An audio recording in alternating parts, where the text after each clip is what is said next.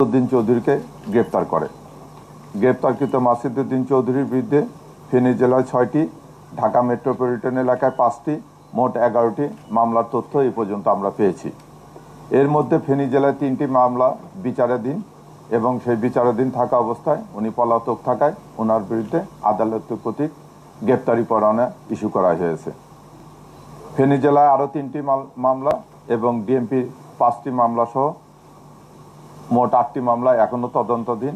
এছাড়াও ওনার বিরুদ্ধে দুর্নীতি দমন কমিশনে এবং সিআইডিতে একাধিক অভিযোগ বর্তমানে তদন্তাধীন রয়েছে। তার বিরুদ্ধে পল্টন, বনানী, কোতোয়ালি, মিরপুর ও হাতিরঝিল থানায় হত্যা চেষ্টা, মানব পাচার প্রতিরোধ আইন ও মানি লন্ডারিং সংক্রান্ত গুরুতর অপরাধের মামলা রয়েছে। প্রাথমিকভাবে তাকে ডিবির তদন্তাধীন পল্টন থানার একটি মামলায় গ্রেপ্তার দেখিয়ে বিজ্ঞ আদালতে প্রেরণ করে 5 দিনের রিমান্ড চাওয়া হচ্ছে। আপনাদের সকলকে আন্তরিক ধন্যবাদ ও কৃতজ্ঞতা প্রকাশ করছি। ধন্যবাদ।